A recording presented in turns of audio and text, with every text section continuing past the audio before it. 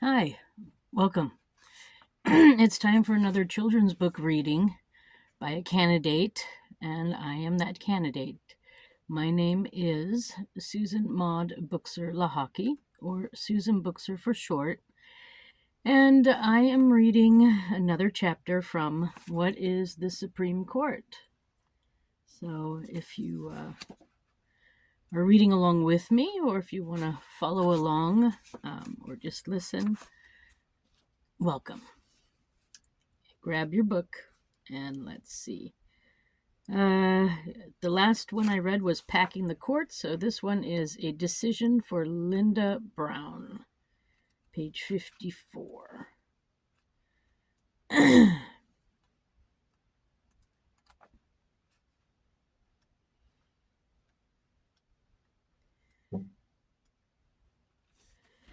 Chapter 7. Okay. A Decision for Linda Brown. Have you been wondering if Thurgood Marshall won his case before the Supreme Court? So much was writing on Brown versus Board of Education because if the court decided that Thurgood Marshall was right, then Linda Brown and the other school children would be admitted to the white schools they wanted to attend. The Supreme Court would be throwing out the old separate but equal decision from 1896. Plessy versus Ferguson had been enforced for 60 years. It's rare for one Supreme Court to reverse change, in parentheses, a decision made by an earlier court. Instead, the court usually follows precedent. Past decisions, the word past decision or words past decisions are in also parentheses. That's what precedent means. And to reverse means change or go back. While they are on the court, justices use past decisions to guide them on the meaning of the law and what is constitutional. That's how they reach decisions on new cases. In Brown versus Board of Education, Thurgood Marshall was asking the court to throw out precedent. Marshall knew all about the importance of precedent. Since boyhood, he wanted to become a lawyer. His father, a railroad worker in Baltimore, would take Thurgood and his older brother, William, to the courthouse to watch trials and then quiz him about them at dinner. So here's a picture.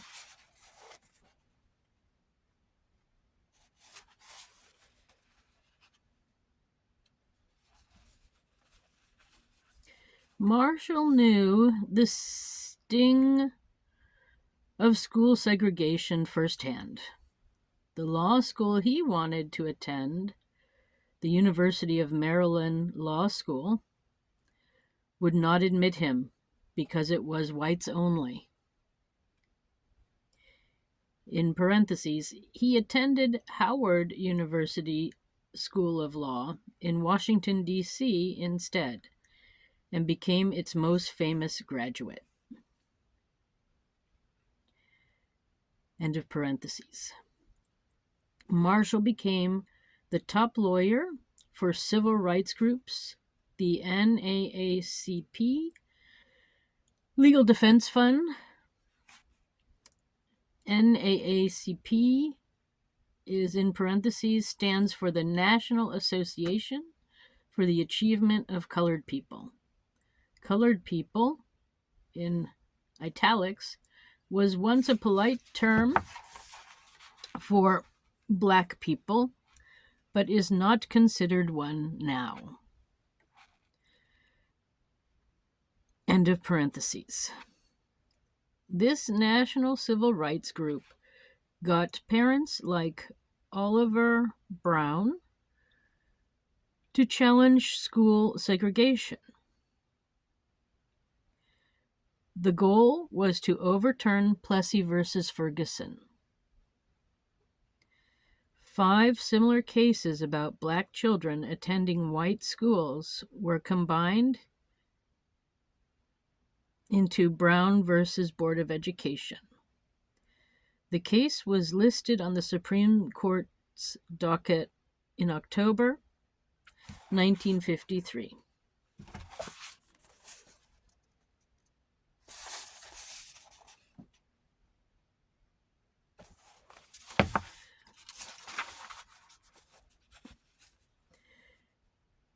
As important as Marshall was to Brown versus Board of Education, its outcome rests more on the brand new Chief Justice Earl Warren. He had been elected governor of California 3 times before being appointed Chief Justice. No one really knew much about his belief on civil rights. Marshall had begun working on civil rights cases in the late 1930s.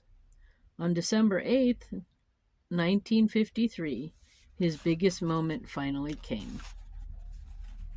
Crowds had started lining up for a seat inside the court at sunrise.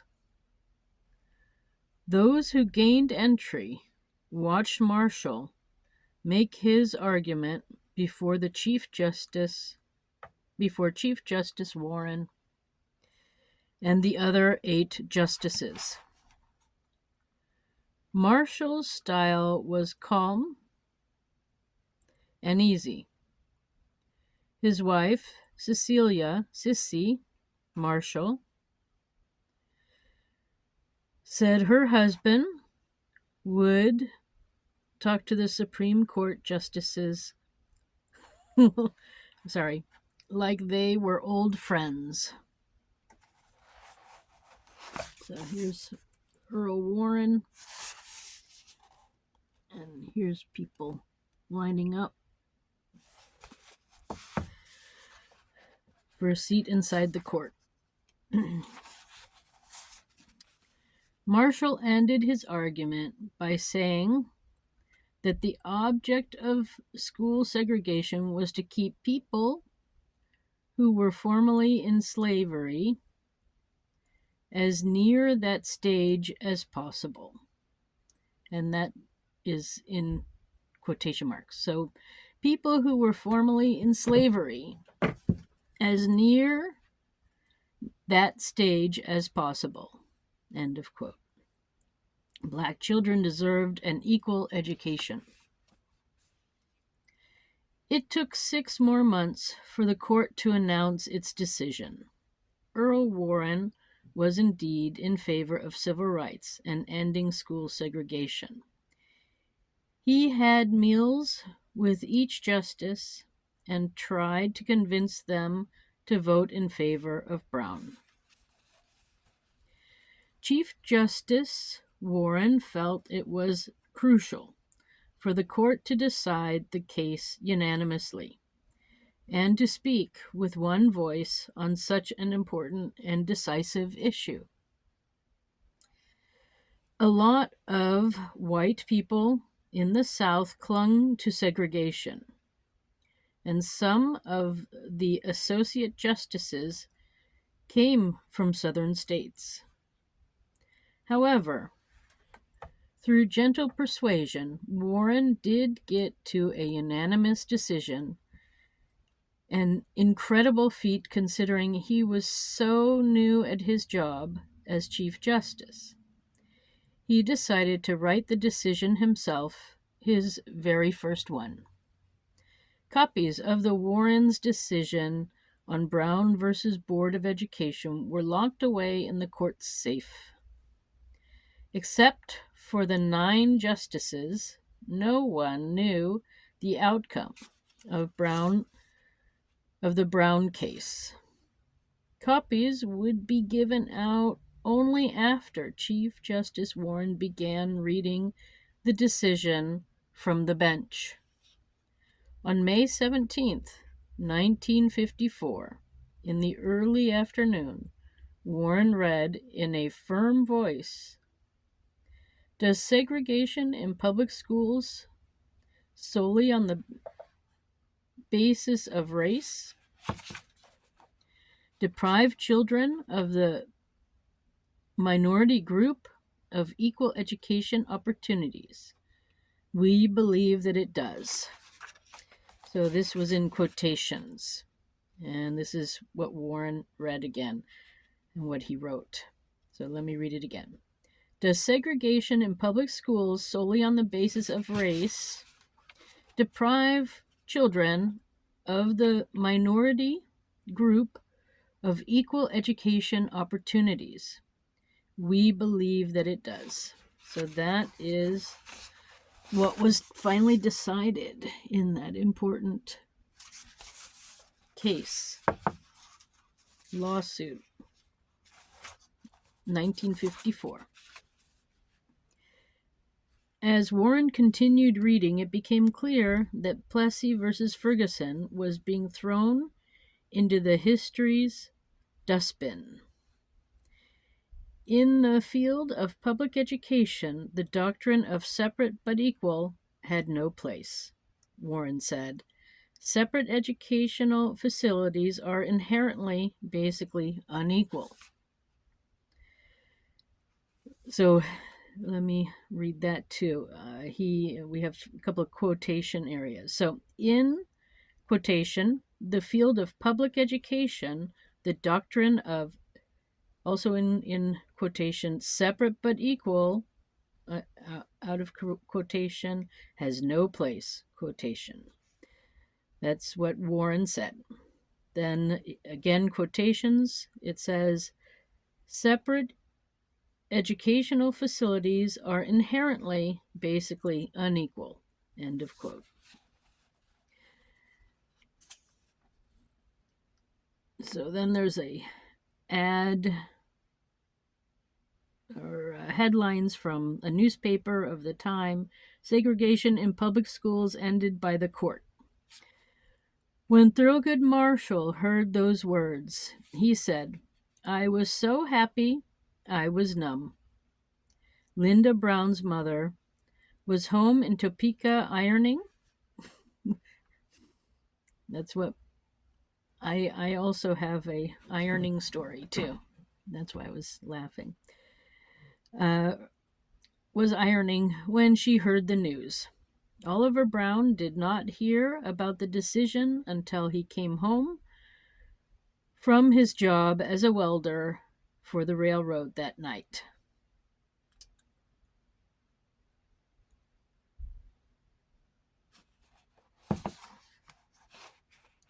So when Thurgood Marshall heard those words, he was so happy he was numb. That's also in parentheses.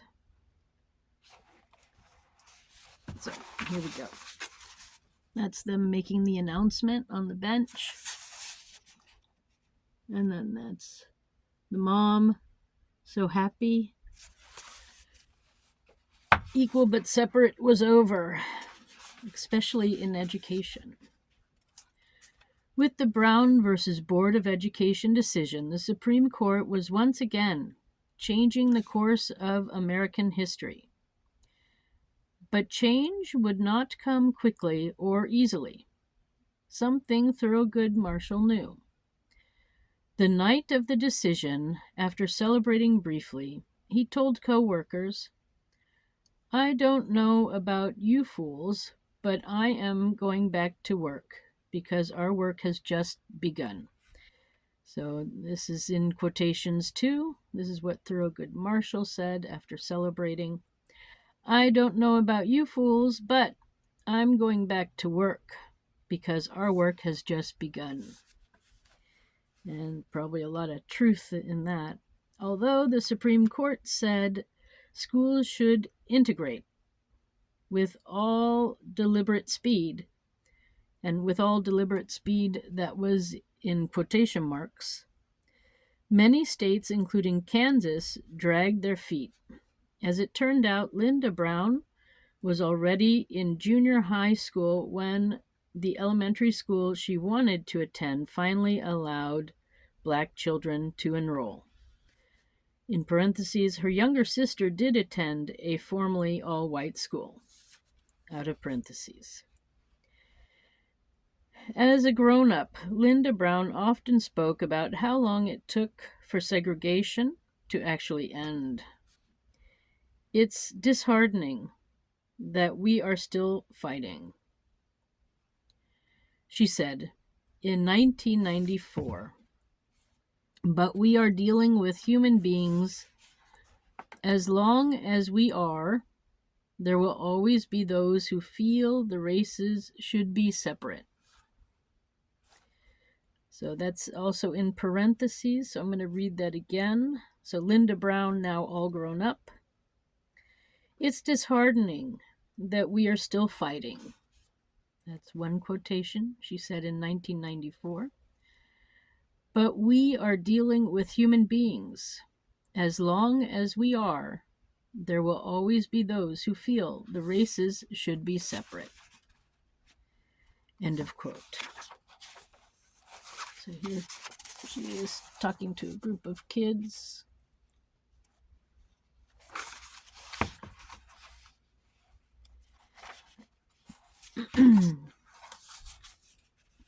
Thurgood Marshall himself was appointed to the court by President President Lyndon Johnson in 1967. Marshall became the first person of color to wear the black silk robes of justice. He remained on the court for 24 years, always voting to ensure the rights of all Americans. Then there's a picture of Thurgood Marshall, Cecilia Swat Marshall, and President Lyndon Johnson.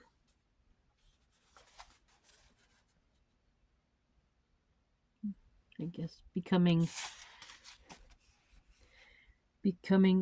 a justice. So there you have it. What is the Supreme Court? That is the reading for today. Thank you for stopping by.